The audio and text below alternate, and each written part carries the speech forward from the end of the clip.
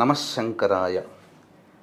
ఈ సంక్రాంతి సందర్భంగా ప్రతి మానవులు కూడా చేయవలసినటువంటి పనులు, చేయకూడని పనుల గురించి తెలుసుకుందాం. ముందుగా చేయకూడనటువంటి పనులు: ధూమపానము, మద్యపానము, మాంసాహారము, జూదము, దాంపత్య జీవితం, వీటన్నిటికీ కూడా దూరంగా ఉండండి. ఇక చేయవలసినటువంటి పనులలో ముఖ్యంగా 3 చెప్పబడ్డాయి.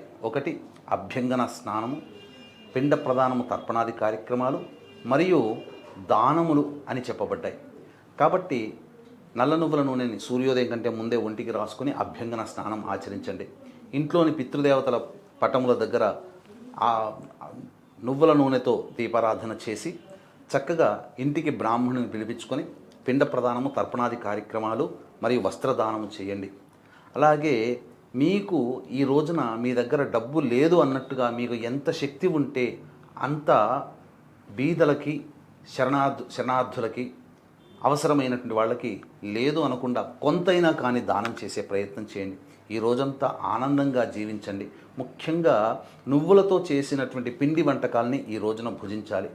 పెద్దల కోసం పిండ ప్రదానము, తర్పణాది కార్యక్రమాలు విధిగా ఈ రోజున చెయ్యాలి. ఎందుకంటే మన 5 వేళ్ళు నోట్లోకి పోతున్నాయి, ఆనందంగా మనం పిల్ల పాపలతో జీవించగలుగుతున్నాము అనంటే మన పూర్వీకులు చేసిన పుణ్య ప్రభావం.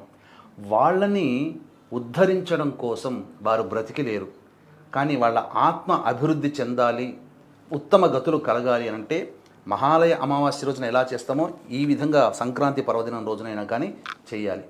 కాబట్టి పిండ ప్రదానం, తర్పణాది కార్యక్రమాలు చేయించుకోండి.